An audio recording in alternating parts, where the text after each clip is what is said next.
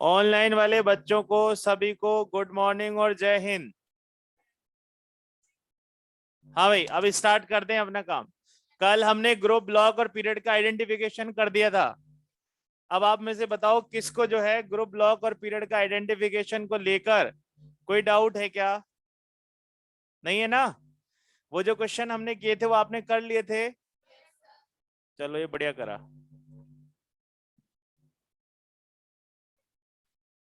हाँ, आज हम स्टार्ट करते हैं ग्रुप, ब्लॉक और पीरियड का identification on the basis of atomic number. Atomic number से चेक करने के लिए क्या हमको इनर्ट गैसेस के एटॉमिक नंबर्स याद होने चाहिए कि नहीं होने चाहिए?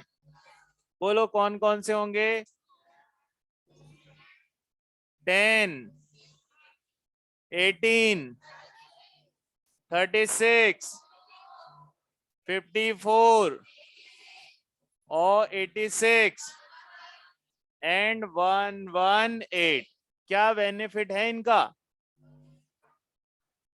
हमें फटाफट से पीरियड नंबर पता लग सकता है। जैसे मैंने बोला नंबर 90, तो विच मींस हमने 86 को कर लिया क्रॉस। हम किस पीरियड में आ गए? 7th में। ठीक है, यहां पर पीरियड नंबर भी लिख देता हूं। ठीक है ना बेटा? 3, 4, 5, 6 और ये 7 तक की बात करेंगे। चलिए अब स्टार्ट करते हैं। अगर हमें कोई एटॉमिक नंबर गिवन हो तो क्या करना है?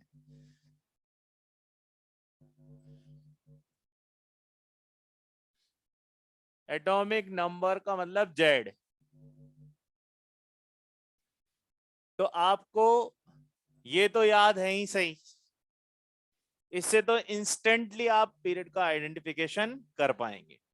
सेकंड, आपको जो चेक करना है वो ये देखना है कि लेंथेनॉइड सीरीज, जिनको हम 4f बोलते हैं, उनका नंबर होता है 58 टू 71, और 5f सीरीज जिनका नंबर होता है 90 टू 103। इसका पीरियड नंबर है 6 और इसका पीरियड नंबर है 7। और अच्छी बात यह है कि दोनों का ग्रुप है 3rd। तो इनमें से तो कोई क्वेश्चन आ जाए तो हमें एकदम से ही पता लग जाता है। जैसे पेज नंबर 30 पे आओ और क्वेश्चन नंबर जो है 34 देखें एक बारी। 33 या 34 एक होना चाहिए। 33, सॉरी 33 देखो पहले, 34 भी करेंगे। तो इसमें हमें समझ में आ रहा है ना कि हमें ऐसा नंबर ढूंढने हैं जो इस रेंज में से किसी एक रेंज में आ जाए, क्योंकि इन सभी का 58 टू 71 का सभी का एक ही पीरियड है और एक ही ग्रुप है, और 90 से 103 का भी एक ही पीरियड है 7th और उनका ग्रुप है 3rd। तो इनको पहचानना तो सबसे आसान। स्टेप नंबर 2, अब हम इसमें एक और चीज देख लेते हैं। स्टेप नंबर 2 में हम 103 के बाद की बात कर लेते हैं कि अगर हमारा एटॉमिक नंबर 103 से ज्यादा हो तो क्या करना है। ऐसे केस में लास्ट की 2 डिजिट्स जो हैं वो किसको बताएंगी? ग्रुप नंबर को। लास्ट की 2 डिजिट्स किसको बताएंगी? ग्रुप नंबर को। फॉर एग्जाम्पल, मान लीजिए बोला जाए 109, तो ग्रुप नंबर 9। 115 पहचान लिया ना आपने इंस्टेंटली? पीरियड समझ में आ गया इसका? सर 7th ही चलेगा, हम किसको क्रॉस कर चुके हैं? 86 को, तो 7th में ही मूव कर रहे हैं। Page number 39, question number 21।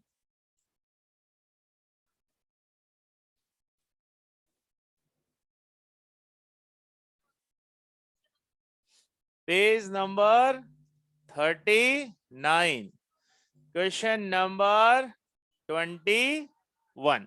अब देखो क्या नंबर है वहां पर, 114। क्या इसका ग्रुप नंबर 14 नहीं हुआ? ग्रुप 14 का आप पता है कौन सी फैमिली होती है? कार्बन। 1 मिनट में अपना आंसर, 1 मिनट तो बहुत ज्यादा बोले ना, बहुत जल्दी हमारा आंसर आएगा। हो गई बात यहाँ पे पूरी। ऐसे एक एग्जांपल तो लिख देते हैं, आधा अधूरा लग रहा है ना। एग्जांपल ये, ठीक है, एटॉमिक नंबर 114, तो भाई इसका ग्रुप नंबर हो गया है 14। ठीक। अच्छा, आप सबको ये याद है ना कि किस ब्लॉक में कौन कौन से नंबर का ग्रुप आता है? फॉर एग्जाम्पल एस ब्लॉक, कौन कौन से ग्रुप आते हैं? सर इसमें 1 भी आता है और 2 भी आता है ना। डी में सर ग्रुप नंबर 3 से आप काउंटिंग कर लो 12 तक, है ना। पी में सर 13 टू 18, और एफ में तो आपको याद है एक ही ग्रुप है, वो कौन सा ग्रुप है? Third group. तो इसमें क्या है, जब आपको एटॉमिक नंबर गिवन होगा तो ऐसे केस में पहले हमें पता लगाना पड़ेगा ग्रुप, और फिर हम क्या पता लगाएंगे? ब्लॉक। फॉर एग्जाम्पल अभी आपका कौन सा ग्रुप आया? 14। तो बताओ इसका ब्लॉक कौन सा हो गया? पी, क्योंकि पी की रेंज है 13 टू 18। बताइए यहां कोई प्रॉब्लम आएगा? अब इसमें हम ग्रुप नंबर कैसे निकालें, एक बड़ा इश्यू है ना। तो उसके लिए हमें स्टेप नंबर 3 में एक फॉर्मूला दिया हुआ है। हालांकि ये फॉर्मूला सभी जगह सही हो कोई गारंटी नहीं है, पर हमें दिया हुआ है तो हम इसको एक बार देख तो लेते हैं।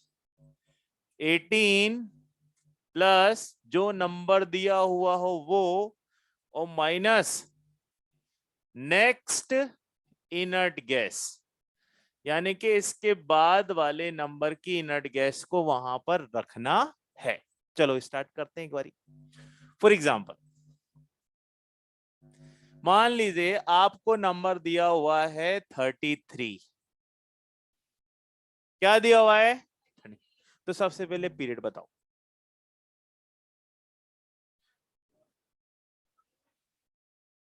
क्योंकि इसको तो क्रॉस कर दिए, इसमें चल रहे हैं, इसका मतलब यहां पर पहला काम तो इनर्ट गैस ने हमारा कर ही दिया है कि सर इसका पीरियड नंबर है 4, और वो जो इनर्ट गैस है उसका एटॉमिक नंबर कितना है? 36। चलो फॉर्मूले में फिट करते हैं। हाँ भाई मैथमेटिक्स थोड़ी तेज रखना, है ना। मेरे भरोसे मत रहना कि मैं ऐड करूंगा, मेरे को इतनी आती नहीं है। अब करो तो इनको ऐड कितना आएगा भाई? 51 आता है क्या? माइनस 36 कितना आया? 15। इसका मतलब इसका ग्रुप कौन सा है? 15th ग्रुप है, ठीक है। और इसका ब्लॉक कौन सा है? पी ब्लॉक है। डन। अब ये फॉर्मूला हर जगह सही नहीं हो सकता, क्योंकि नंबर देखो क्या है, एक मैजिक नंबर है। क्या हर पीरियड में मैजिक नंबर के बराबर एलिमेंट होते हैं क्या? इसका मतलब ये फॉर्मूला हर जगह तो काम आएगा। फॉर एग्जाम्पल मेरी बात मानकर इसको यूज करो आप लिथियम पे, जिसका एटॉमिक नंबर कितना होता है? 3। अब देखो हम क्या लिखेंगे? 3, है ना। अब 18 प्लस 3 कितना हुआ भाई? 21। और किसको माइनस करोगे? 10 को। 11। 11 कौन सा ग्रुप हो गया? लिथियम का। यानी कि अगर इस फॉर्मूले से लगाएं हम तो हमारा नंबर आए 11, और जानते पूछते भी हम क्या करें? 11 आएगा। तो भाई लिथियम का तो हमें पता है। इसका मतलब ये फॉर्मूला सभी जगह एप्लीकेबल नहीं है। अच्छा वो छोड़ो, अब एक बड़ा नंबर ले लेते हैं 87। क्या करो? 87। बताओ 87 का पीरियड कौन सा हुआ? 7th। और 7th पीरियड में टोटल नंबर ऑफ एलिमेंट्स कितने हैं? 32। तो भाई 32 जिसमें होंगे उसमें ये कैसे काम करेगा? तो इसका मतलब इसकी क्या है, लिमिटेशंस हैं। क्योंकि जैसे ही आप 87 का यूज करते हैं फॉर एग्जांपल, तो आप देखो क्या आएगा, नेगेटिव ही आ जाएगा, है ना। 18 प्लस 87 माइनस 118, तो आपकी वैल्यू किस में आ रही है, नेगेटिव्स में। कितना है यहाँ पर, 105 माइनस 118 13। तो भाई ये तो पॉसिबल नहीं है। इसका मतलब this formula is not up to the mark. ठीक है, तो आपको अगर कोई नंबर दे दिया जाए तो एक काम तो क्या कर सकते हैं हम, ये तो फटाफट से पता लगाया जा सकता है ना। और फिर भी दिक्कत आए तो उसको किस में कन्वर्ट कर लो, इसी में, किसमें कन्वर्ट कर लो, इलेक्ट्रॉनिक कॉन्फ़िगरेशन में, उसमें कोई दिक्कत नहीं है। डन, बिल्कुल। और इसका कोई क्वेश्चन पीछे है ही नहीं, मैं कहां से लाऊं, ये दो भी मैंने ही बनाए ना। ठीक है, इसका कोई क्वेश्चन पीछे नहीं दिया हुआ है, आप लिख ले। इसको पढ़ा क्यों रे, मत पढ़ो।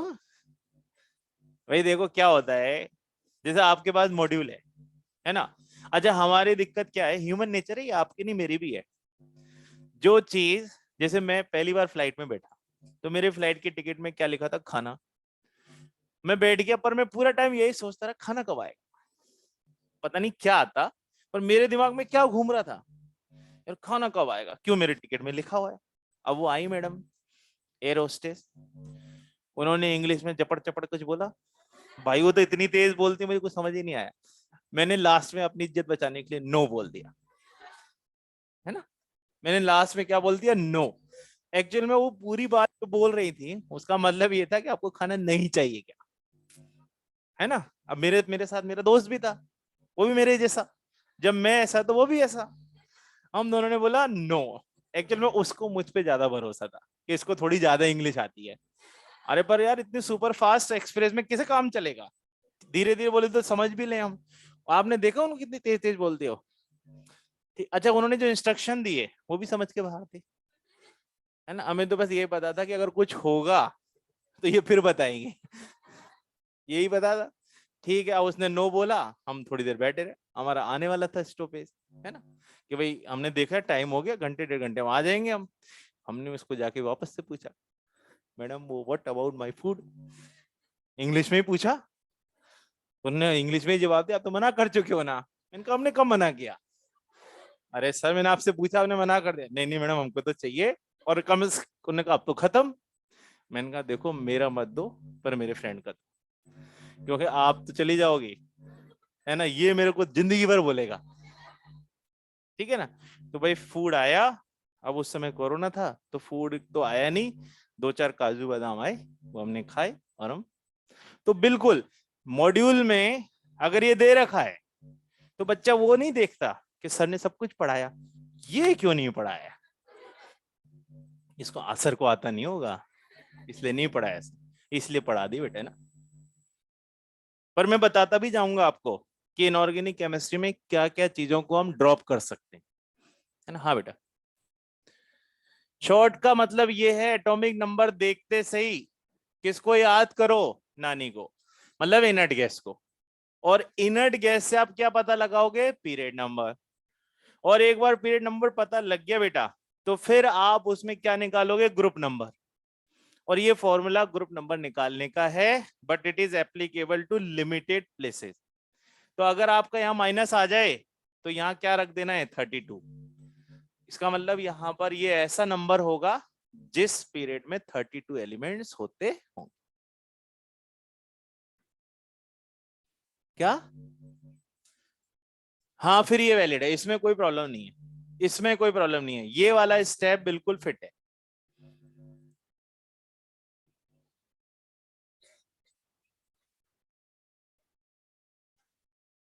अपन क्यों देखें इतना सब, अपने को तो याद हो गया ना। पीरियोडिक टेबल फर्स्ट डे हमने क्यों याद की थी, इन सब से बचने के लिए। अरे अपने को तो ऐसे याद होनी चाहिए फिंगर टिप्स पे, कोई पूछे ना तो मुंह से निकले ग्रुप, पीरियड और ब्लॉक। बिल्कुल वो भी कर सकते हैं ना। डन, इसको हटा दूं, आगे बढ़ूं। ये वाला पार्ट हटा रहा हूं बेटा मैं ना।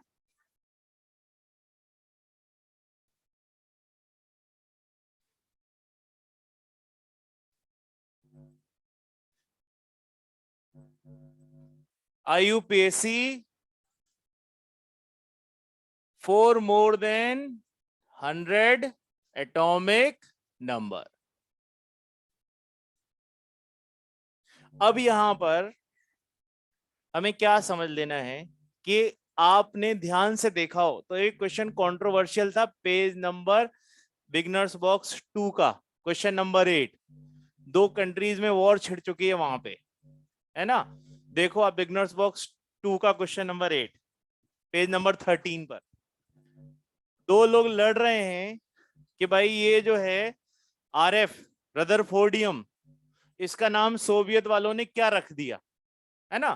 तो हमें याद है कि रदरफोर्डियम जो है वो न्यूजीलैंड से थे, और सोवियत वाले जो हैं वो यूं कह रहे हैं कि नहीं, हम तो किसके नाम पे रखेंगे, हमारे साइंटिस्ट के नेम पे रखेंगे। तो इस वजह से उसका जो आंसर आ रहा है वो कचौरवरियम कुछ आ रहा होगा ना, है ना। है नहीं, नहीं आते, मैं तो बता रहा हूं कि इस तरह से वो उनकी लड़ाई झगड़े को निपटाने के लिए IUPAC ने अपना ही नोमेनक्लेचर दे दिया कि भाई ऐसा करो यार, तुम ऐसा मत करो, है ना। रीजनल लेवल पे तो चल जाएगा, इंटरनेशनल लेवल पे कैसे याद करेंगे हम। मान लो हमारे ही किसी साइंटिस्ट राम प्रसाद ने कोई ढूंढ दिया, हीरा लाल मांगी लाल, तो चक्कर पड़ेगा ना, उसका नाम दुनिया में कैसे याद रखेंगे लोग। इसीलिए हम यहाँ पर एक नया IUPAC नोमेनक्लेचर पढ़ लेते हैं, जिसमें जीरो को बोला जाएगा नील, अरे रुको, हाँ नील। 1 को बोला जाएगा अन, 2 को बोला जाएगा बाय, 3 को बोला जाएगा ट्राई, 4 को याद रखिए यहाँ पे टेट्रा नहीं यूज किए हैं, क्या यूज किया है, क्वाड। 5th को पेंट, 6 को हेक्स, 7 को सेप्ट, ऑर्गेनिक में हेप्ट आता है, यहाँ पे थोड़ा हमने चेंज कर दिया, मैं बताऊंगा क्यों किया है ना। 8 को ऑक्ट, और 9 को ENN, यही लिखा है ना। और लास्ट में एक सफिक्स यूज करेंगे यम, IUM, ठीक है, यम। अरे जो समझना हो, है ना। चलो नंबर बना लेते हैं, 103 का नेम बनाओ, अन, नील और ट्राई, और लास्ट में क्या लगाएंगे, यम, है ना। तो अब ये क्या बन गया बेटा, अनिल ट्रायम। और इसका एब्रिविएशन बना लो, मतलब इसका शॉर्ट निकाल लो, UN, और ये हो गया T।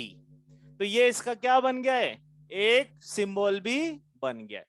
अब देखो, अगर आपको यहां पर 4 पे टेट्रा दे रखा होता तो और ये दे दिया जाता तो हम कंफ्यूज हो जाते कि वेदर इट इज 3 और 4, और सेम कहां पर आता है, 6 और 7 पे। उस कंफ्यूजन से बचने के लिए यहाँ टेट्रा की जगह क्वाड है और हेप्ट की जगह सेप्ट है। डन, कोई प्रॉब्लम। आओ पेज नंबर 30 पे आओ, है ना। और पेज नंबर 30 पे आप देखो क्वेश्चन नंबर होगा बेटा 38।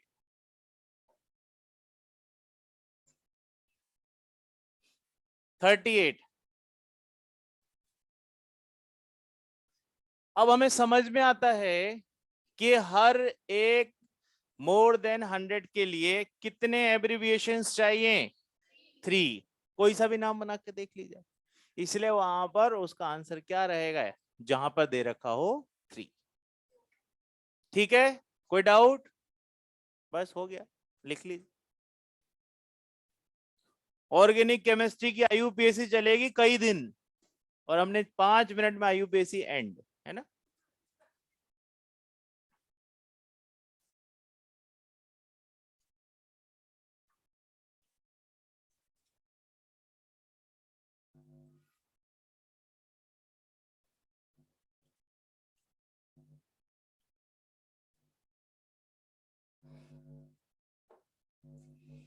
यूयूबी का नंबर बोलो। यूयूबी 112 सही है। तो एक क्वेश्चन भी कर लो ना पेज नंबर 30 पर, है ना। क्वेश्चन नंबर 32 कर लीजिए।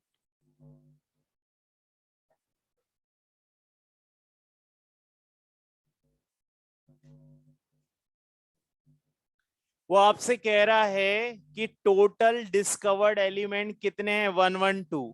तो आपको किसके नंबर सेलेक्ट करने हैं? Transuranic. बताओ ट्रांस यूरेनिक कहां से स्टार्ट होता है? 93 से। तो आपको एक्चुअल में 93 से लेकर और 112 की क्या करनी है? काउंटिंग। कितना आएगा? मेरे हिसाब से 20 आना चाहिए, है ना। दो बस हो गए दोनों क्वेश्चन अब।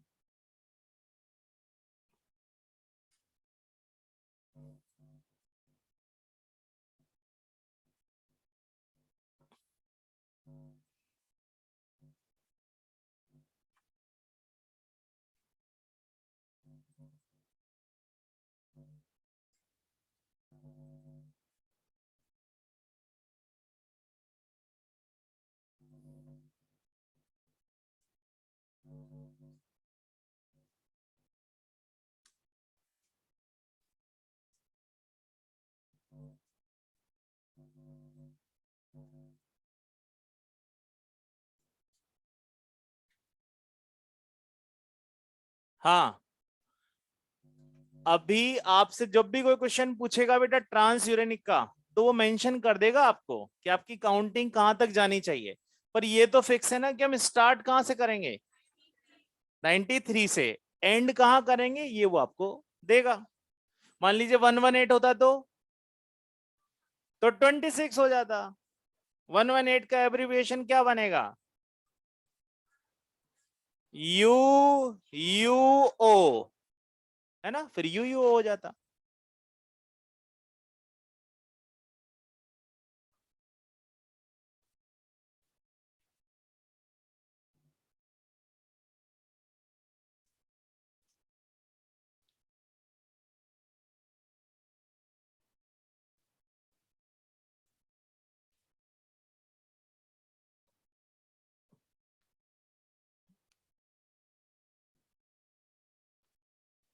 अब सब लोग पेज नंबर कहां पर आएंगे? 11 पर। मॉड्यूल ओपन कर लें तो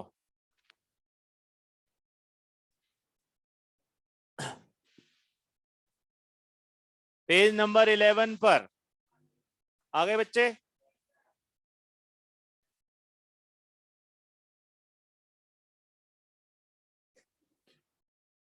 वहां पर एक क्लासिफिकेशन हमें दिया हुआ है, और वो क्लासिफिकेशन किसका है? बोर का क्लासिफिकेशन, है ना। आवाज में ब्रेक आ रहा है क्या? मुझे ऐसा लगा। आप है ना पेज नंबर 11 देखो, मैं बैठ बदल के आता हूँ।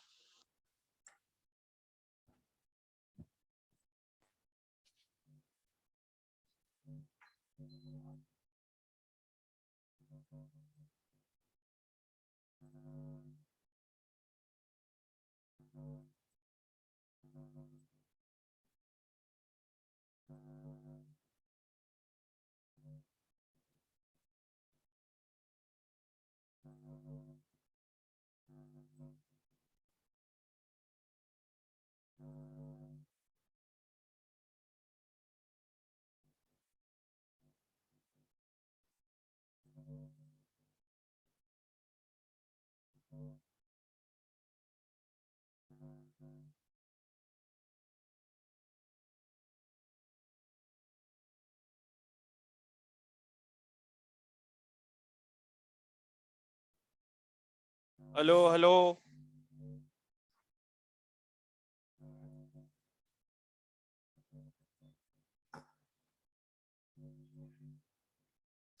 आवाज आ गई थी? बहुत बढ़िया, चलो अब आ जाओ। बोर का क्लासिफिकेशन देखा आपने? क्या ऐसा लग रहा है कि हमने इनमें से कुछ नाम सुने, जाने पहचाने, फ्रेंडली से हैं? देखो, सबसे पहले हम इसको स्टार्ट करते हैं कि बोर्ड ने आखिर इन एलिमेंट्स को कैसे अलग अलग कैटेगराइज किया हुआ है। तो सबसे पहला नाम जो आपको दिख रहा होगा वो किसका है? इनर्ट गैसेस का। ठीक है, अब बताइए मॉडर्न पीरियोडिक टेबल में, लॉन्ग फॉर्म पीरियोडिक टेबल में इनर्ट गैसेस कहां पर हैं? ग्रुप 18 पे। तो पहला इन्होंने क्या क्लासिफिकेशन बनाया है? Inert gases. सेकंड नंबर पर है नॉर्मल या फिर रिप्रेजेंटेटिव, फिर ट्रांजिशन, और फिर लास्ट में बच्चे इनर ट्रांजिशन। क्या हम इसको long form of periodic table के साथ अकोमोडेट करके पढ़ भी सकते हैं? बताओ इनर्ट गैसेस कहां पर हैं? सबसे लास्ट में। ग्रुप कौन सा है? 18। नॉर्मल और रिप्रेजेंटेटिव एस और पी। अब एस और पी में से पी का कौन सा ग्रुप हटा दिया? तो ये हो गया एक्सेप्ट इनर्ट गैसेस। हमने क्वेश्चन भी किया हुआ है इसका। ट्रांजिशन डी ब्लॉक और इनर ट्रांजिशन ए ब्लॉक। कोई डाउट? सब बढ़िया, चलो आगे। अब सबसे पहले एक एक चीज को स्टार्ट करते हैं। क्या इनर्ट गैसेस के कॉन्फ़िगरेशंस याद हैं? चलो बताओ। सबसे पहले मैं स्टार्ट कर रहा हूं नियॉन से। तो नंबर 10, तो आप एंड करोगे 2s2 2p6। आर्गन में 3s2 3p6। हमेशा आउटर मोस्ट का ही याद कर रहे हैं हम, है ना।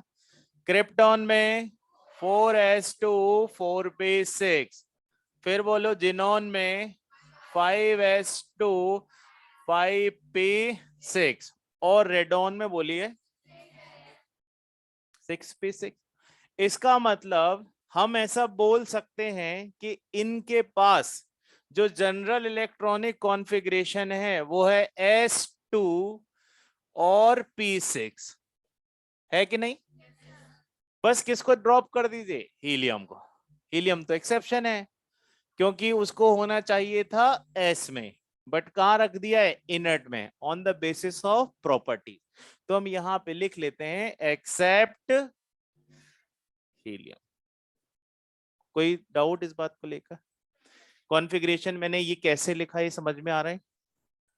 NS outermost shell N होता है, N है ये, और उनमें S भी पूरा भरा हुआ है और P भी पूरा भरा। तो क्या ये कोई रिएक्शन करते हैं नॉर्मल रूम टेम्परेचर पे? तो बच्चे कोई रिएक्शन ही नहीं है। इवन हीलियम, नियोन, आर्गन का तो आज तक भी कोई कंपाउंड नोन ही नहीं है। किसने थोड़ी बहुत रिएक्शन की हुई है? जिनॉन। इसके बहुत सारे कंपाउंड्स हैं जो आप पी ब्लॉक में देखोगे। ठीक, अभी क्यों देखें, अभी तो समझ लेते हैं। ऐसे केस में क्या इनके पास हीलियम को छोड़कर बाकी सबका कॉन्फ़िगरेशन ये लिखा जा सकता है? बिल्कुल लिखा जा सकता।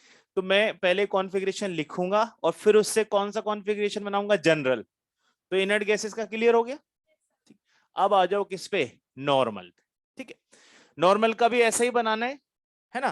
तो चलिए एक दो लिखवाइए आप। सबसे पहले हम लिख लेते हैं लिथियम के लिए। बताइए लिथियम का नंबर 3 क्या लिखोगे? 2s1।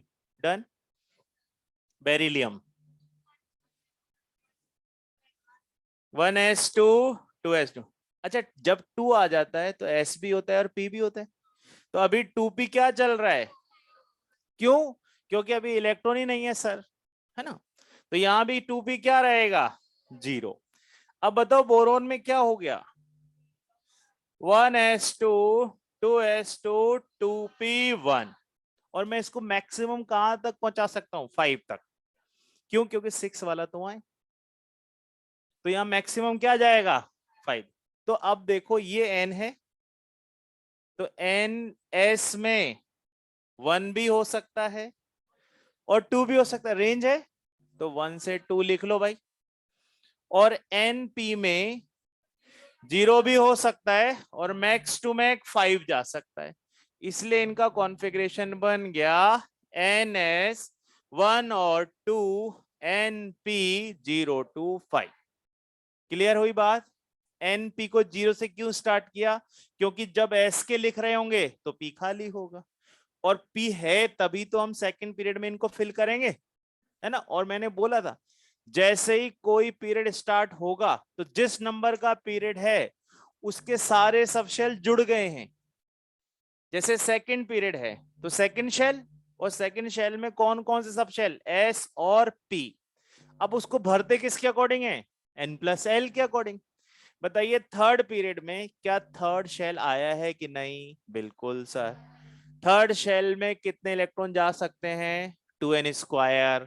कितना हुआ? 18। तो सर जैसे ही थर्ड आया S भी है, P भी है और D भी है। हाँ, अब 3D भरेंगे कब? 4s। क्यों सर? उसकी N+L वैल्यू अलाउ नहीं कर रही है अभी भरने को। इसीलिए जब कोई नया शेल आता है तो जिस नंबर का शेल होता है उसमें उतने ही सब शेल देखने को भी मिल रहे हैं। देखो फर्स्ट शेल में कितने सब शेल हैं? 1s। सेकंड शेल में S और P। थर्ड में S भी है, P भी है, D भी है। 3D दिखता तो है। फोर्थ में 4s 4p 4d 4f 4f दिखता है, थोड़ा लेट पर आता तो है ना। अब अगर फिफ्थ शेल आएगा तो उसके सब शेल कितने होंगे? 5। यानी कि S P D F और G। अब G अभी आया नहीं है भरने को, तो आएगा तब भरेंगे। तो अभी क्लियर हो गई बात? ठीक है। तो उसी तरह से हम यहाँ पर लिख रहे हैं कि NS के साथ NP होता ही है हमेशा। तो जब S का भर रहे होंगे तो P खाली रहता होगा। डन। चलो अब आगे बढ़ते हैं, इस पे आ जाओ। ट्रांजिशन। ट्रांजिशन का कोई भी एलिमेंट लिख लेते हैं। वैसे तो हमने क्रोमियम लिखा, एक्सेप्शन था। सबसे बड़ा एक्सेप्शन किसको माना था? पीडी। उसने एस को क्या कर दिया था? 0। ठीक है, चलो अब मैं ना एक दो लिख लेता हूं वापस से ताकि हमें पूरा क्लियर रहे। सबसे पहले लिखते हैं स्कैंडियम, नंबर बोलो। ठीक है, आप इसका इलेक्ट्रॉनिक कॉन्फ़िगरेशन जब लिखोगे तो आर्गन तक तो क्या कर दोगे? 18। फिर क्या लिखोगे? 4s2 3d1। ठीक। अच्छा, इसको रीअरेंज कर लो, जिसका नंबर छोटा वो पहले आएगा। 3d1 4s2। अब इसका जनरल कॉन्फ़िगरेशन बनाओ। ये है n, क्योंकि आउटर मोस्ट है, और उससे एक स्टेप पीछे कौन है? n-1d। तो s में 1 भी हो सकता है, 2 भी हो सकता है, और भाई 0 भी हो सकता है। पीडी का केस हुआ था, होता है ना 0। यानी कि यहां पर तो 2 दिख रहा है और यहाँ पे 1, पर हमें मालूम है कि रेंज होती है सर NS 0 से 2 मैक्सिमम, और n-1d में जाना चाहिए 1 to 10। क्योंकि n-1d में इलेक्ट्रॉन नहीं हुआ तो कैसे पता लगेगा कि डी में हो? डी का तो होना ही चाहिए। पहला मेंबर कौन है डी का? तो है ना भाई 3d1। इसी बेसिस पे बोला हूं मैं, है ना। कोई प्रॉब्लम आएगी? ठीक है। n का मतलब आउटर मोस्ट, n-1 का मतलब पेनल्टीमेट, पेनल्टीमेट। n-2 का मतलब प्री पेनल्टीमेट, और उसके बाद इनर इनर। फिर क्या चलेगा? इनर शेल्स, है ना। अब आ जाइए किस पे? Inner trans. एफ की बात करते हैं। कोई याद है? सिगड़ी, लुटेरे, याद है ना? ठीक है, तो पहले सिगड़ी ले लेते हैं ना। सी, नंबर बोलो। 50 है। कहां तक लिख लूं? जिनोन। कितने सेट हो गए? 54। जाना कहां पर है? 58। तो आप यहां लिखोगे 6s2 5d1 4f1। ठीक है, अब इसको रीअरेंज कर लो। 4f1 पहले सबसे छोटा, फिर 5d1 और फिर 6s2। तो ये n है, और n में हमेशा ही s के कितने इलेक्ट्रॉन होंगे? 2। या कोई डिविएशन नहीं है s के नंबर में। जो भी गड़बड़ होती है वो आसपास वालों में ही होती है। लड़ता कौन है? पड़ोसी। क्यों? पास पास रहते हैं तो कभी ना कभी किसी ना किसी बात पे लड़ने के लिए आसानी भी रहती है, इतनी दूर कौन लड़ने जाए, है ना। तो यहां पर दोनों पास पास कौन है? ये, इसीलिए आपको जो भी डिविएशन मिलेगा वो इन दोनों में ही मिलेगा। अब ये n-1 है कि नहीं, और n-1 डी में 1 है अभी, तो इसमें क्या दे रखा है? n-2f, और f की रेंज कहां से कहां तक है? f तो भर ही रहे हो ना, तो अभी कितना है? 1, फिर कोई और आएगा तो 3 4 ऐसे बढ़ते जाएंगे हम, ठीक है। तो इसका मतलब यहां पर s में हमेशा कितना इलेक्ट्रॉन रहेगा? 2।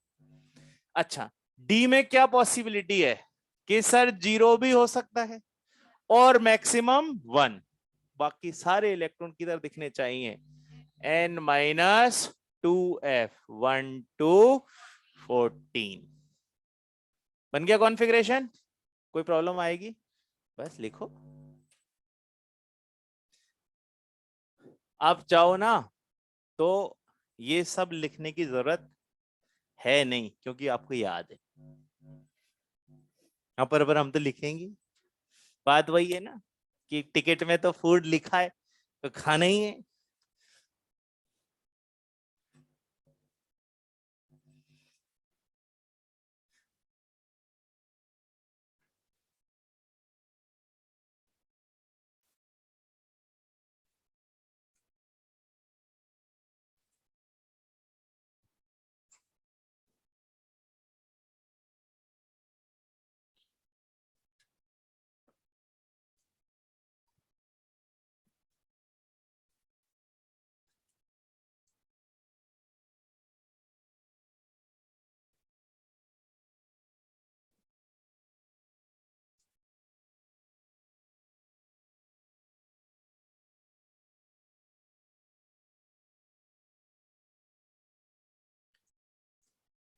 और राइट साइड कॉर्नर में मैंने कुछ नहीं लिखा है बेटा, है ना, सिर्फ इनर्ट गैसेस के सिंबल ही लिखे हुए हैं।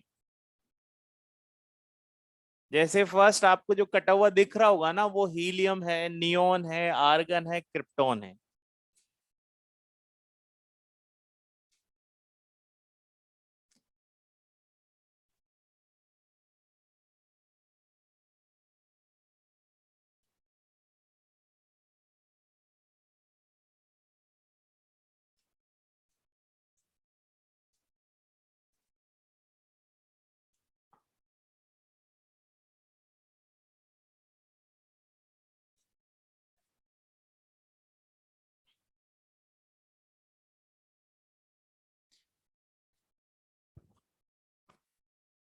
ट्रांजिशन वालों को अभी हम अलग से और थोड़ा सा 2-3 लाइनें लिखनी है अभी हमको, क्योंकि अभी हमने यही लिखा है केवल, है ना।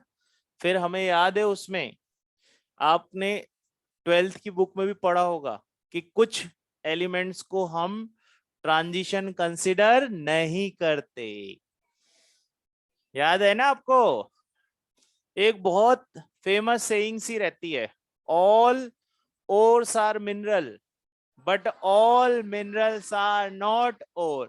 Similarly, all transition elements are d block elements, but all d block elements are not transition. तीसरी बायो से, all proteins are amino acid, but all amino acids are not protein. Bio भी याद है मुझे।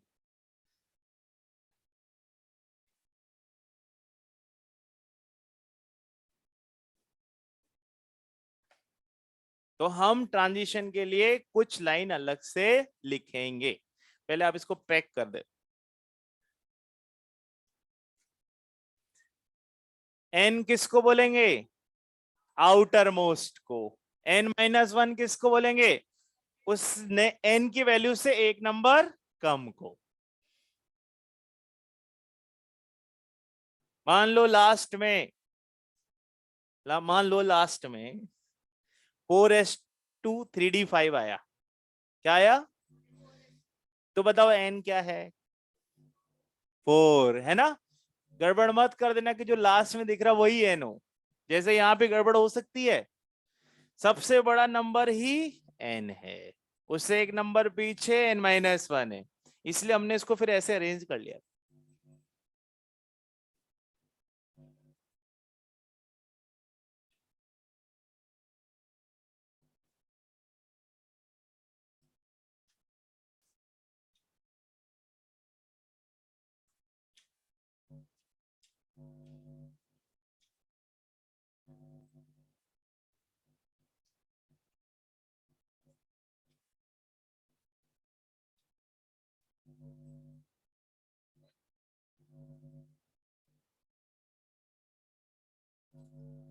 लिख लिए यहां।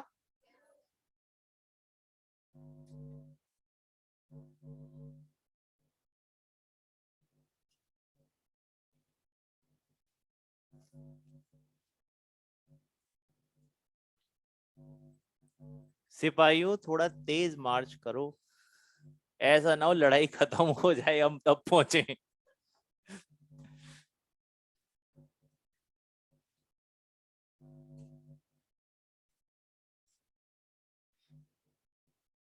हमारी चौकी पर कब्जा हो जाए और हम पहुंच ही नहीं पाए, बाहर से टाटा बाय बाय करके लौट रहे हो कि तुम रहो हम वापस जा रहे हैं।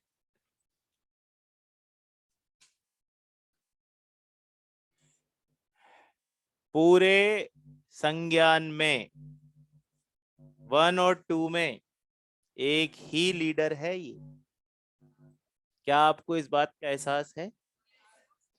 इस पूरे ऊपर से नीचे तक जितने भी फ्लोर हैं उनमें लीडर आप ही हो, उधर भी लीडर आप ही हो, है ना। बाकी लीडर कहाँ हैं? सम्यक में और सुपथ में, है ना। तो हम अगर अब हमारे को सब जान गए फिर कि एमएलवी एमएलवी, तो आप याद रखो कि इस बार मतलब हमें कुछ ना कुछ ऐसा अच्छा रिजल्ट प्रोड्यूस करना ही पड़ेगा, क्योंकि बाकी सबको तो भूल सकते हैं, एमएलवी को कैसे भूलेंगे? पूरे संज्ञान में सभी लोगों को याद है यहाँ एक ही लीडर है, और वो भी कौन सा है? एमएलवी। तो आप कहीं छुप छुपा नहीं सकते।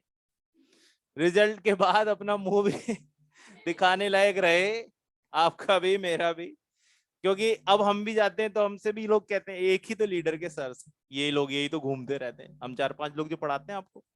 तो भाई हमारी भी और आपकी ज्यादा, है ना। हम तो बिल्डिंग बदल के कहीं और बैठ जाएंगे यार, यहाँ बहुत बेइज्जती हो रही है। तो आपको ऐसा अपना नाम प्रूव करना है। अब लीडर हो तो लीडर जैसा बनो, और आप सीनियर भी हो, नर्चर से सीनियर, एंथ्यूज से सीनियर, है ना। तो आप ही सबसे बड़े हो गए हो, भी बूढ़े आप ही हो इधर। तो आपको अपना वो बना के रखना डेकोरम, नहीं तो है ना छोटे छोटे बच्चे नर्चर के बोल देंगे दीदी बेकार, काहे की लीडर आप, आपसे ज्यादा नंबर तो मेरे हैं, है ना बेटा। तो लिख लिए? चलो भाई आप आगे आओ। अब हम किसके बारे में लिख लेते हैं?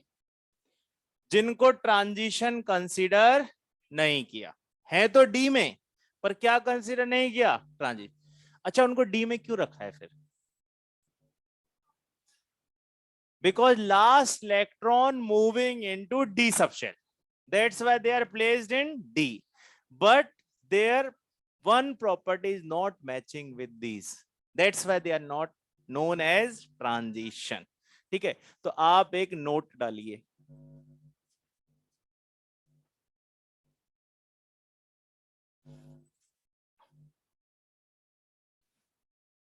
अब हुआ क्या कि उनको डी में रखा, पर उनको क्या नहीं माना गया? ट्रांजिशन। तो उनका क्या हुआ? उनकी जिंदगी कबाड़ा हो गई। क्या हुआ उनका? उनकी जिंदगी कबाड़ा हो गई। तो नोट में लिखिए, zinc cadmium and mercury, zinc cadmium and mercury are not considered, zinc cadmium and mercury are not considered transition elements. उनको क्या नहीं माना जाता? Transition. Due to fulfilled, due to fulfilled d orbital, due to fulfilled d orbital in their atomic form and ionic form। यानी कि जब उन्होंने अपना एटॉमिक स्ट्रक्चर लिया हुआ है जिंक जैसे Zn, और जब उन्होंने अपना आयन बनाया Zn+2, दोनों ही केस में उनका डी कंप्लीटली क्या है, फिल्ड है। इसीलिए हम उनको क्या कंसीडर नहीं करेंगे, चलो देख लेते हैं। जिंक के बारे में तो याद है ना हम सबको, जिंक का नंबर बोलो 30। क्या अभी कौन सी फॉर्म है ये, एटॉमिक, क्योंकि कोई चार्ज नहीं है। आप इसका जब कॉन्फ़िगरेशन लिखते हो तो यही लिखोगे ना, 3d10 4s2। देखो इनका डी कंप्लीटली फिल्ड है। अब आप जैसे ही इसको +2 में ले जाओगे, है ना, तो ये हो जाएगा 3d10। इसका मतलब it's d10 is still there, पहले भी और बाद में। इसीलिए इनको क्या कंसीडर नहीं करते हम, ट्रांजिशन कंसीडर नहीं। क्या ये बात क्लियर हो गई? ठीक है। अब हमें दोनों जगह देखना होता है, कहां कहां पे, भाई यहां हो जाए तो भी ठीक है ना, मतलब 12th के साथ सिलेक्शन हो जाए तो भी ठीक, नहीं तो लीडर में तो नहीं चाहिए। तो बिल्कुल यहां पर दो चीजें चल रही हैं कि आप उनको दो बार कहीं ना कहीं कंपेयर करोगे, या तो एटॉमिक फॉर्म में कर लो, उन्होंने बोला ठीक है एटॉमिक फॉर्म में नहीं हो पाया पर मैंने दूसरे फॉर्म में भी ये काम नहीं किया, तो इसका मतलब इनको ट्रांजिशन करने की कोई रिक्वायरमेंट नहीं। अब आ जाओ, आप कॉपर को देख लो। दूसरा एग्जांपल कौन है, कॉपर। कॉपर का नंबर है 29। तो आप इसको बेटा ऐसे लिखोगे ना, आर्गन 3d10 4s1, कि सर इसमें भी तो 3d10 है। पर इसने कहा रुको, अभी मैं +2 में भी जाऊंगा, और जैसे ही ये +2 में गया इसने यहां कर लिया 3d9। तो इसलिए हम कॉपर वाले ग्रुप को तो ट्रांजिशन मान लेते हैं, पर जिंक वाले को नहीं, क्योंकि जिंक को 2 चांस मिले और दोनों में ही इसने कुछ नहीं किया। क्लियर है? आप लिख लो।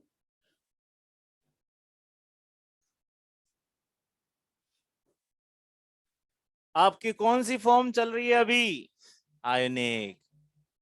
एटॉमिक फॉर्म खत्म।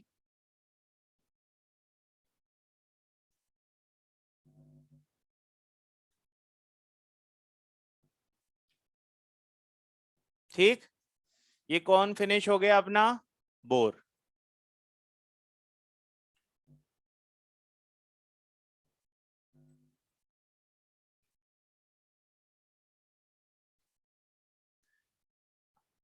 अच्छा, सब पेज नंबर 11 पर हो। अब अपने पास बिगनर्स बॉक्स 2 का आई थिंक एक ही क्वेश्चन बचा होगा, 5 या 4, बाकी तो हम सब कर चुके हैं।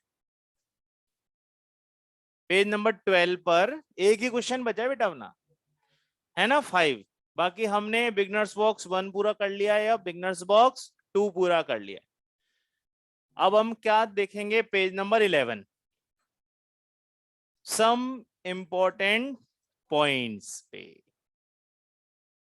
अब इसको आप जो है इंपॉर्टेंट पॉइंट्स को वहीं देख लो, है ना। कुछ पॉइंट्स तो हम पहले से जानते हैं, मैं बोलता हूं, देखो आपने लिख लिया ना बेटा, सब यहां से फ्री है, आओ 11 पे। अब उसमें ए पॉइंट उसको छोड़ के बाकी पॉइंट पहले डिस्कस कर लेते हैं, फिर ए को मैं सबसे लास्ट में बताता हूं। देखो, क्या हमने ये नहीं पढ़ा कि थर्ड पीरियड के एलिमेंट्स को ब्रिज एलिमेंट बोलते हैं, और उनको एक और नाम दिया गया, टिपिकल। क्या नाम दिया गया है, टिपिकल। अब इसका मीनिंग समझ लेते हैं। टिपिकल इन द सेंस होता है जो जहां से हो बिल्कुल वैसे ही प्रॉपर्टीज को बताए। फॉर एग्जाम्पल, अब मैं यहां देखता हूं lithium, sodium, potassium, rubidium, caesium और ये फ्रांशियम। ठीक है, ये कौन सा पीरियड है, सेकंड। अब हाइड्रोजन को तो गिनो ही मत, हाइड्रोजन तो आवारा हो गया। सारी उम्मीदें किससे हैं, लिथियम। फिर इसी के साथ है बेरिलियम। फिर आप पी ब्लॉक में आ जाओ, बोरोन, कार्बन, नाइट्रोजन, ऑक्सीजन और ये फ्लोरीन। तो अब हो क्या रहा है कि ग्रुप को सही से रिप्रेजेंट करने की रेस्पॉन्सिबिलिटी किसकी है? सेकंड पीरियड, क्योंकि वही ग्रुप का पहला मेंबर है। अभी हमने तो ग्रुप के नाम भी इनके ऊपर रख दिए थे, याद करो। इसको बोलते हैं निकोजन, इसको चाल्कोजन, इसको हेलोजन। भाई हमने इनको इतना ज्यादा इंपॉर्टेंस दिया है कि पूरे ग्रुप का नाम ही उन पे रख दिया है ना। हम क्या बोलते हैं? चाल्कोजन फैमिली। अरे भाई तो आपने तो इतनी ज्यादा वेटेज दे दी ऑक्सीजन को, है ना। पिकोजन यानी कि नाइट्रोजन के। तो इनको तो अपने ग्रुप को क्या करना चाहिए था? Represent, but they are having different properties from their respective group। ठीक, अब आओ उसके बाद है थर्ड। पर थर्ड पीरियड के एलिमेंट जैसे ही स्टार्ट होते हैं उनके उनके अपने ग्रुप के साथ सिमिलैरिटी बनने लगती है। यानी कि उसके बाद नीचे सभी की प्रॉपर्टीज में क्या देखने को मिली? सिमिलैरिटी। किस में देखने को नहीं मिली? सेकंड में। इसीलिए थर्ड पीरियड एलिमेंट्स को क्या भी बोलते हैं? Typical, because they are representing their group. Done है ना। अब सेकंड में क्या दिक्कत है ना, पहले ये समझ लेते हैं। तो जो भी घर का सबसे छोटा मेंबर होता है उसकी दिशा बिल्कुल अलग ही रहती है, उसके सोचने का तरीका भी मतलब अलग, है ना। उसकी बातें भी अलग। किसी की सुन ले वो तो जैसे उसको बहुत बड़ा पाप हो गया। तो ऐसे केस में ये भी तो अपनी फैमिली के सबसे छोटे छोटे मेंबर हैं। अच्छा, इनमें भी क्या खास बात है कि अपनी फैमिली में ज्यादा मजा नहीं आता, दूसरे की फैमिली में ज्यादा इंटरेस्ट है। इसीलिए यहां पर ये डायगोनली दूसरे ग्रुप के साथ क्या दिखा रहे हैं? सिमिलर। मतलब अपने घर में क्या चल रहा है इसको पता नहीं है कि घर में आज पानी नहीं आ रहा, पर दूसरे घर में क्या हो रहा है ये पहले वहां जाएगा। तो इस वजह से इनको क्या नहीं बोलते? इनको टिपिकल नहीं बोल सकते। किसको बोलेंगे बेटा? थर्ड। और यही है फर्स्ट पॉइंट कि डायगोनल रिलेशन किन किन के बीच में है। ये तीन पेयर हैं डायगोनल के। कौन कौन? Lithium with magnesium, beryllium with aluminium और बोरोन विद सिलिकॉन। तो on the basis of properties their relation is known as diagonal. चलो मैं आपको दो तीन बातें बताता हूं डायगोनल की। पहली बात, इस पूरे ग्रुप में सारे मेटल मेटल मेटल। अब लिथियम जो है अकेला, है ना, देखना अब इसका धमाका। लिथियम अकेला क्या बना लेता है बेटा? नाइट्राइड। जबकि ग्रुप का और कोई मेंबर नाइट्राइड बना ही नहीं पा रहा है, और सेकंड ग्रुप के सब बनाएंगे। सेकंड ग्रुप के सारे मेंबर क्या बनाते हैं? नाइट। तो बताओ ये अपने ग्रुप के साथ हुआ कि दूसरे ग्रुप के साथ? ठीक है, इसी वजह से हम यहां पर कौन सा रिलेशन बोलते हैं? सेकंड, लिथियम जो है उसका कार्बोनेट है CO3। लिथियम का ये आसानी से टूट जाता है, ये आसानी से डिकम्पोज हो जाता है। बाकी इन सबको आप कितना भी दम लगा लो, इनमें से कोई ब्रेकडाउन पॉसिबल ही नहीं। और सेकंड ग्रुप के सारे ही टूटते हैं। तो इसका मतलब फिर लिथियम किसके साथ खड़ा हो गया है? पड़ोसियों के साथ। तो ये अच्छा, पड़ोसी भी इतने ही होते हैं, बिल्कुल पास वाला ही घर। आपने देखा होगा आसपास ही ज्यादा हमारा वो रहता है ध्यान, बिल्कुल पास। दो घर आगे क्या ध्यान जाएगा? वो अप्रोचेबल होता है। तो यहां पर ये जो डायगोनल है सिर्फ आपको इस तरह से बताना है। डन। तो ये हो गया डायगोनल और ये हो गया टिपिकल। ठीक है, आगे बढ़ो। टिपिकल की बात क्लियर हो गई। मॉड्यूल में टिपिकल के साथ ब्रिज भी लिख लो, क्योंकि हमें कभी कभी पूछ लिया जाए ब्रिज कौन है, तो टिपिकल ही ब्रिज है। ठीक, फिर एक मोटा हेडिंग होगा ट्रांसयूरेनिक, जो हम पहले पढ़ चुके हैं 93 से लेकर लास्ट में जहां तक भी बात जाए। ठीक, फर्स्ट मैन मेड TC, है ना। Man made plus radio active in 4F PM promethium. Done. Most electropositive group 1, क्योंकि यही सबसे पहले एक इलेक्ट्रॉन लूज कर सकते हैं, इनका साइज कंपैरेटिवली बड़ा है।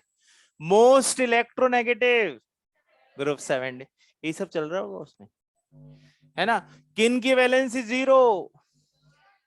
इनर्ट गैसेस की, यही रख रहा हो गया ना पेज 11। तो पलटो ना पेज 12, ठीक है। अब आपको पेज 12 पे जो भी डेटा दे रखा है वो डेटा 112 एलिमेंट तक के बारे में है। जैसे नंबर ऑफ गैसियस एलिमेंट, तो उसने क्या किया है, हेलोजन के 6, मतलब सॉरी इनर्ट गैसेस के 6 और साथ में hydrogen, nitrogen, oxygen, fluorine, chlorine, इनको मिला के कितने कर दिए, 11। ठीक है। अच्छा बताओ कितने लिक्विड दे रखे हैं, 6। और रूम टेम्परेचर पे पूछा जाए तो कौन कौन, ब्रोमीन और mercury, bromine and mercury. Iodine के बारे में कुछ पता है, solid, only non metal which is solid. ठीक है। क्या आयोडीन का कोई यूज है एज एंटीसेप्टिक? वो जो लाल दवाई होती है ना, उसको बोलते हैं टिंचर ऑफ आयोडीन, चुटकी भर आयोडीन। किसमें मिलाया जाता है, एल्कोहल में, क्योंकि वाटर में डिसॉल्युबल नहीं होता। ठीक है। ये हो गया अपना पेज नंबर 12। अब मुझे थोड़ा सा आपको किसके बारे में बताना है, डायगोनल लिखना है ना भाई। आ जाओ, बाकी सब खेल हो गए खत्म।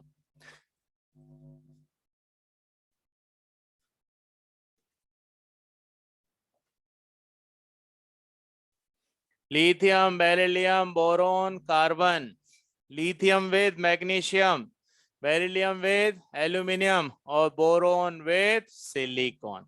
This is known as diagonal relation. अब यहां पर एक दो पॉइंट हैं डायगोनल के, है ना, जो आगे वाले चैप्टर्स में काम आ सकते हैं, वो हम यहीं पे ही लिख लेते हैं। पहली बात, कभी आपसे कोई पूछ ले कि Li+ का साइज किससे मैच करता है, तो मैग्नीशियम +2 से ऑलमोस्ट बराबर, और कभी ज्यादा बताना हो तो किसके ऊपर ध्यान रखना है, लिथियम। समझ गए? ये टोटली प्रैक्टिकल बेस्ड डेटा हो गया कि भाई लिथियम और मैग्नीशियम में आयोनिक रेडियस को लेकर सिमिलैरिटी है। और अगर कोई बिल्कुल ही स्पेसिफिकली पूछ ही ले कि बताओ इन दोनों में से भी कौन बड़ा है, तो फिर थोड़ा बड़ा किसको बता सकते हैं, लिथियम। बट अगर सिमिलैरिटी पूछे तो फिर आपको कौन सा रिलेशन याद आना चाहिए, डायगोनल। ठीक है। इसके अलावा जो मैच यहां देखने को, ये कौन सी रेडियस है बेटा, आयोनिक रेडियस है ना। कोई और एक ऐसी बात पूछी जा सकती है कि और क्या सिमिलैरिटी है, तो इनका फाई सेम है। फाई एक तरह का रेशो है जिसमें हम चार्ज और साइज का रेशो निकालते हैं, तो इनके फाइज भी क्या आते हैं, सेम आते हैं। ठीक है। तो हमें यहां पर डायगोनल रिलेशन कहीं नजर आएंगे तो इन तीनों में ही नजर आएंगे, और हम उन्हें एक दूसरे से रिलेट करके देखते रहेंगे। चलो एक चीज बता दो, क्या आपको पता है एल्यूमिनियम अपने ऊपर ऑक्साइड की लेयर चढ़ा लेता है, जो उसको किससे बचाती है, कोरोजन से। सिमिलरली बेरिलियम के ऊपर भी ऑक्साइड की लेयर आती है और वो उसको किसी भी एसिड से रिएक्ट करने से बचा सकती है। एक और सिमिलैरिटी है दोनों में, दोनों के ऑक्साइड एम्फोर्ड। किसने बोली लाइन, बहुत बढ़िया बेटा, कि बेरिलियम का ऑक्साइड और एल्यूमिनियम का ऑक्साइड किस नेचर का है, एम्फोर्ड। तो देखो इनके बीच में डायगोनल रिलेशन दिख रहा है कि नहीं दिख रहा है, इसीलिए इनको क्या बोले हम, कि इनमें डायगोनली सिमिलैरिटी देखने को मिलती है। ठीक है भाई।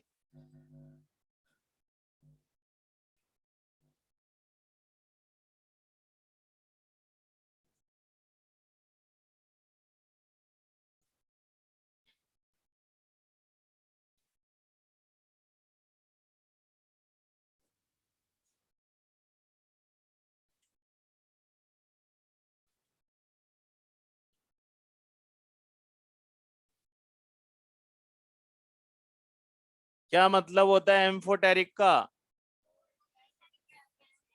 जो एसिड से भी रिएक्ट करें और बेस से भी रिएक्ट करें, है ना। ये कौन सा पेज था बेटा, पेज 11, सम इंपॉर्टेंट पॉइंट्स। और स्पेशली जो हमने लिखा वो था डायगोनल रिलेशन।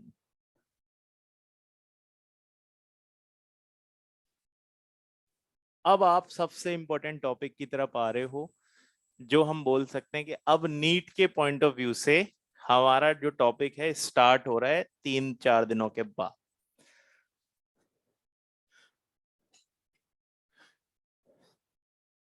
अब तक तो हम जो है सिर्फ और सिर्फ वार्म अप ही कर रहे थे, जान पहचान ही कर रहे थे कि क्या चलता क्या है पीरियोडिक टेबल में। तो ये सारी बातें हो गई खत्म। अब आज से चालू हो गए हैं प्रॉपर्टीज। सबसे पहले हम ले रहे हैं जेड इफेक्टिव, या फिर मैं ले रहा हूं स्क्रीनिंग।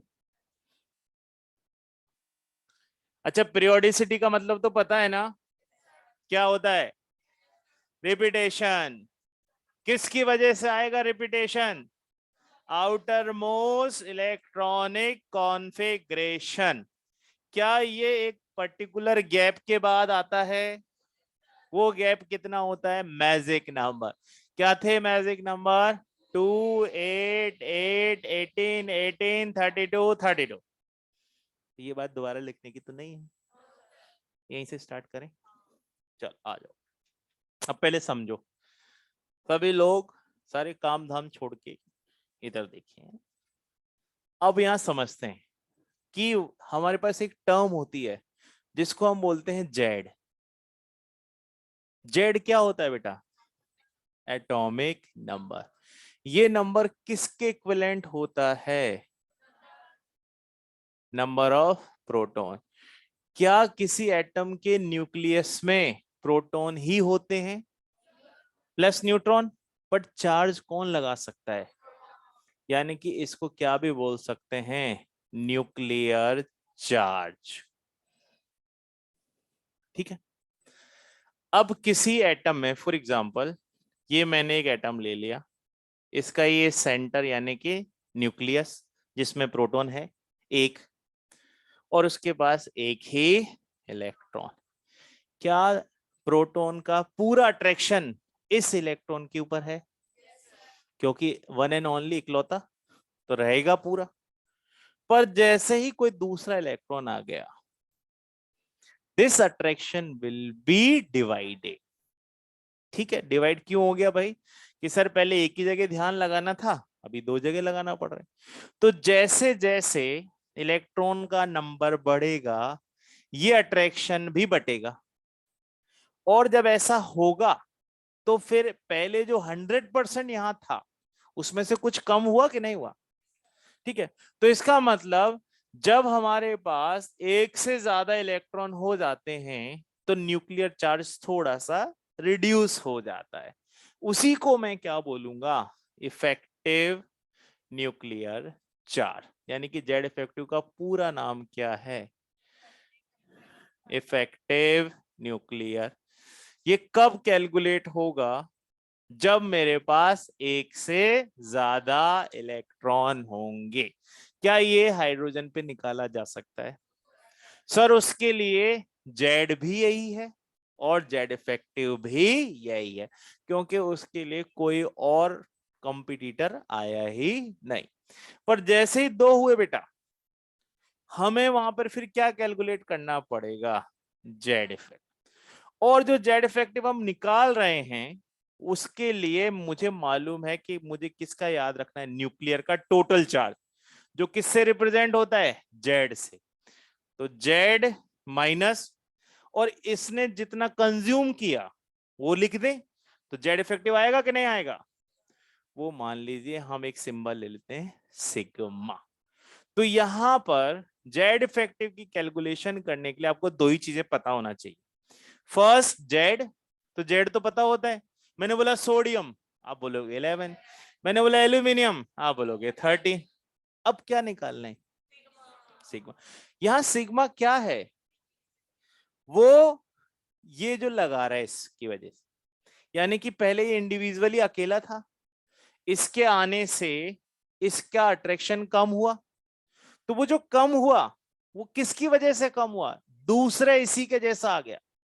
तो वो जो इसी के जैसे आ गया वो क्या करेगा, इसको रिपेल भी तो करेगा, या यूं बोलो कि ये इसके अट्रैक्शन को थोड़ा सा कंज्यूम भी तो करेगा। उसी को हम क्या बोलते हैं, स्क्रीनिंग, और इसको बोल देते हैं स्क्रीनिंग कांस्टेंट, और इस पूरे इफेक्ट को क्या बोलेंगे, स्क्रीनिंग इफेक्ट। दोबारा से पूरी बात बोलता हूं, है ना। फर्स्ट, कि जब सिंगल इलेक्ट्रॉन हो तो उस केस में जेड इफेक्टिव और जेड एक ही होगा, क्योंकि और कोई है ही नहीं, ठीक है। पर जैसे ही कोई दूसरा इलेक्ट्रॉन आया तो फिर जेड थोड़ा सा कम हो जाएगा, क्योंकि ये दो जनों को अट्रैक्ट करना स्टार्ट कर दिया।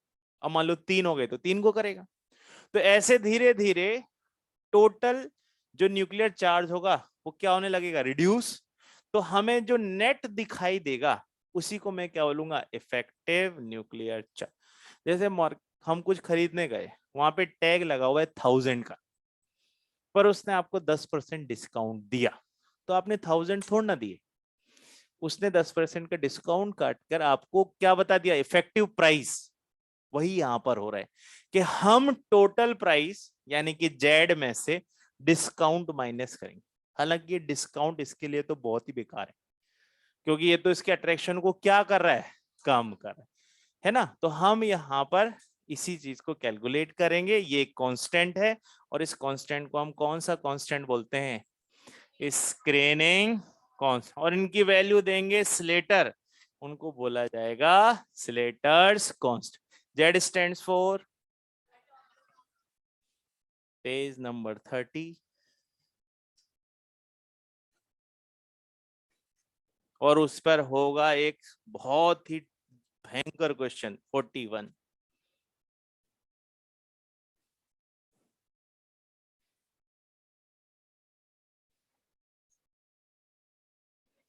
इतने डिफिकल्ट क्वेश्चन को आप जितना टाइम ले उसमें सॉल्व कर।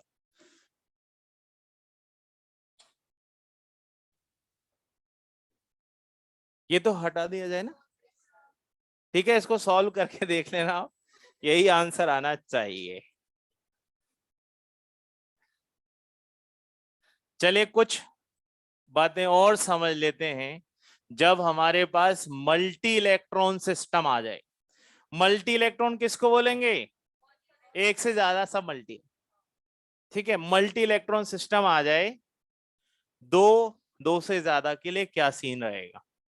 अब आप बेटे देखो, जैसे ये एक न्यूक्लियस है और उसके आसपास इन शेल्स में कौन फिल्ड हैं, इलेक्ट्रॉन्स।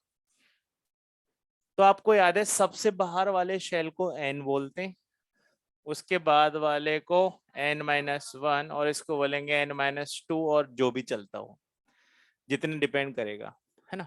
यहां जो इलेक्ट्रॉन है उसी के ऊपर क्या कैलकुलेट किया जाता है, जेड, क्योंकि वही इलेक्ट्रॉन काम का है, वही तो बॉन्डिंग में पार्टिसिपेट करेगा। बाकी तो काम बिगाड़ने के लिए बैठे हुए हैं, ये लगाने के लिए, है ना। तो जो बाहर वाला इलेक्ट्रॉन है वही, उसी के ऊपर क्या कैलकुलेशन चलेगी अपनी, जेड इफेक्टिव। अब इस इलेक्ट्रॉन की सिचुएशन देखो आप, इसको कौन अट्रैक्ट कर रहा है ना, और अंदर वाले इलेक्ट्रॉन्स या साथ वाले इलेक्ट्रॉन यहां पे भी हो सकते हैं, है ना, वो इसको क्या करेंगे, रिपेल। ठीक। तो मान लीजिए जैसे ये है अपना न्यूक्लियस, या है ना, ये न्यूक्लियस है और ये मेरा आउटर मोस्ट इलेक्ट्रॉन। तो भाई इसको ये अट्रैक्ट कर रहा था, पर बीच में कुछ इलेक्ट्रॉन आ गए, आ गए। इनके आने से अब ये अट्रैक्शन क्या पूरा इस पे आएगा, ये भी तो बीच में कुछ कंज्यूम करेंगे, वहां तक पहुंचने में ये रुकावट डाल देंगे। तो ये इसके और इसके बीच में क्या बना रहे हैं, स्क्रीन, क्या बना रहे हैं, पर्दा, है ना। इसी को कौन सा इफेक्ट बोला है, स्क्रीनिंग। क्या ये भी इलेक्ट्रॉन ही तो है, क्या इनके ऊपर भी वही चार्ज है जो इस बाहर वाले पर है, तो क्या ये एक दूसरे को रिपेल ही कर सकते हैं, और उसके रिपल्शन को ही हम बोलेंगे कि टोटल अट्रैक्शन में से टोटल रिपल्शन माइनस कर दिया जाए तो जो रह जाएगा वही जेड इफेक्टिव होगा। तो इन शॉर्ट हमारे समझने के लिए हम यहाँ क्या करते हैं, ऐसा समझ लेते हैं कि जब भी जेड होगा हम उसको क्या बोलेंगे, अट्रैक्शन, क्योंकि ये नेचर तो वही है। और जितना भी सिग्मा होगा उसको क्या बोलेंगे, टेक्निकली जेड मतलब एटॉमिक नंबर और सिग्मा मतलब स्क्रीनिंग कांस्टेंट। तो बाहर वाले इलेक्ट्रॉन पर कितने फोर्स काम कर रहे हैं, दो। एक अट्रैक्शन कौन लगा रहा है, न्यूक्लियस, और एक रिपल्शन कौन लगा रहा है, इनर शेल इलेक्ट्रॉन। और टोटल अट्रैक्शन में से टोटल रिपल्शन उड़ा दिया जाए तो जो वैल्यू आएगी वो, ये तो हमें याद है, ये हमें दिया जाएगा। कौन देगा, स्लेटर। तो हम उसके बारे में अभी पढ़ेंगे। फोटो बनाओ।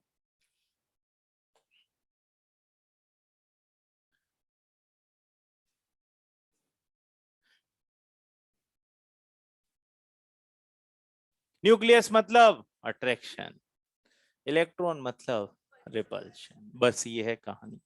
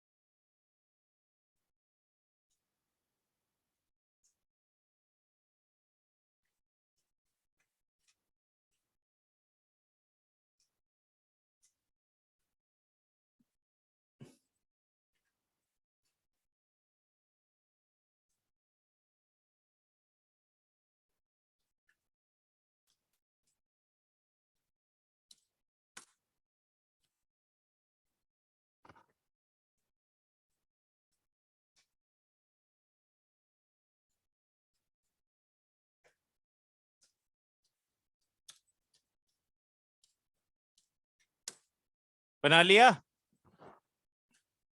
चलें दो तीन लाइनें लिख लेते हैं बेटा इसके बारे में।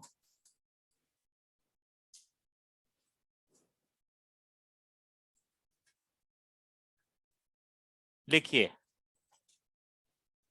Outer most electron, outermost electron experiences, outermost electron experiences two type of forces.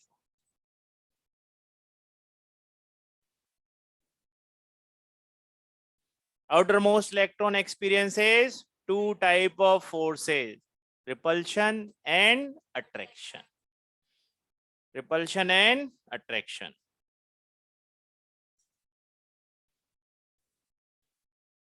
Attraction के नीचे आप लिख लो ड्यू टू न्यूक्लियस, क्योंकि न्यूक्लियस ही लगा रहे। और रिपल्शन के नीचे क्या लिखेंगे, due to inner shell electrons.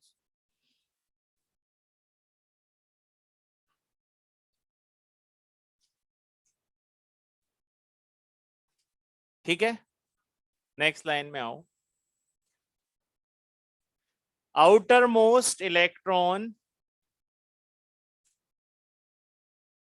Having total attraction,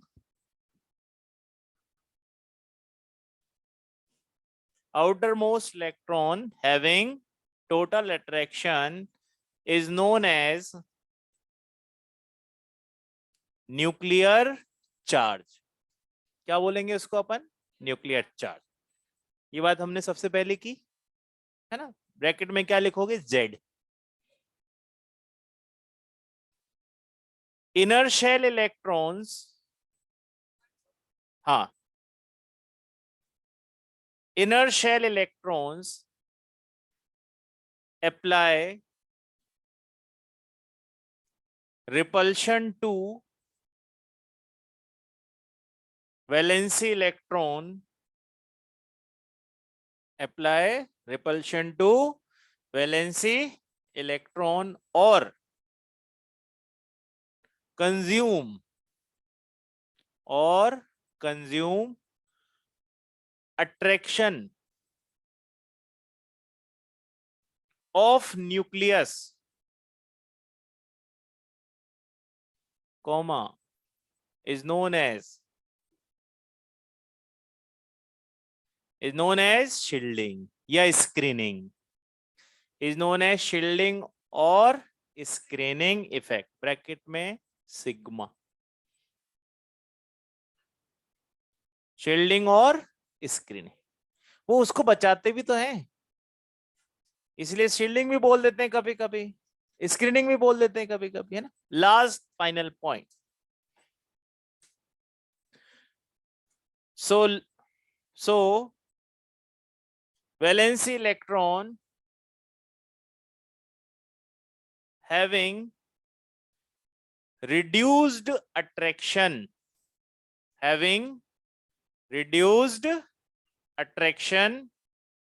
which is known as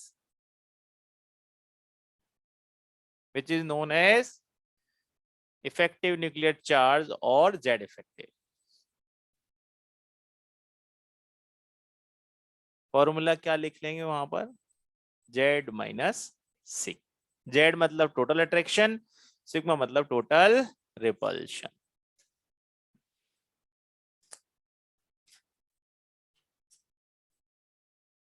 next छोटा सा टॉपिक, एक लाइन लिख लो उसके बारे में। स्लेटर्स कांस्टेंट पढ़ेंगे तो कल ही, आज के हालात तो लग नहीं रहे। हाँ कल ही पढ़ेंगे, पर लिख तो लेंगे एक line, Slater's constant, Slater's constant.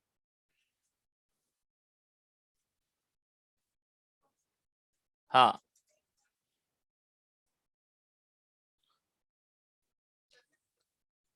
Slater's constant ये टॉपिक है, इसमें एक लाइन लिख लो। कैसे सिपाही हो, है ना, इतनी जल्दी ढेर।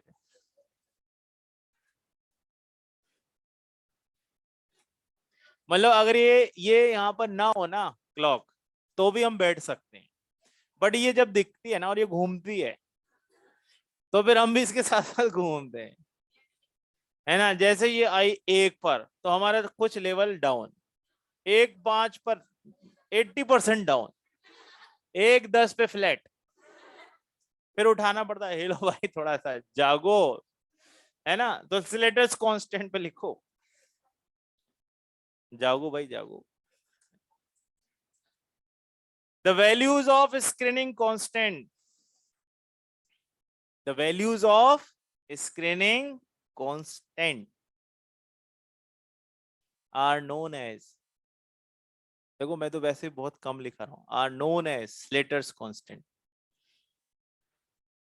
Values of screening constant known as Slater's constant, क्योंकि कोई नहीं पूछ रहा कि स्लेटर कांस्टेंट की किसने दिया था। ऐसा कोई क्वेश्चन पूछेगा, who gave Slater's constant, options are Mendeleev, Slater, Moseley. आपको इतना टफ स्लेटर, अब है ना, अरे रुको कहां जा रहे, रुको रुको। एन का मतलब, अरे टर्मिनोलॉजी देख जाओ, वो आपको याद करके आना है कल, नहीं तो बहुत टाइम खराब होगा ना। आउटर मोस्ट, एन का मतलब बेटा आउटर, n-1 पेनल्टी मेट और n-2 प्री पेनल्टी मेट। अब स्लेटर ने इनकी क्या वैल्यूज दे रखी हैं, आउटर मोस्ट के लिए सिग्मा का वैल्यू 0.35, ये मल्टी इलेक्ट्रॉन सिस्टम है ना। 2 इलेक्ट्रॉन की बात नहीं कर रहा हूं, 1 इलेक्ट्रॉन की तो बात करो ही मत, ठीक है। मल्टी इलेक्ट्रॉन सिस्टम, उसमें ब्रैकेट में लिख लेना लास्ट में जहां स्लेटर कांस्टेंट है, फॉर मल्टी इलेक्ट्रॉन। 0.85 और सबसे लास्ट में 1, n-2 या उससे ऊपर सब 1।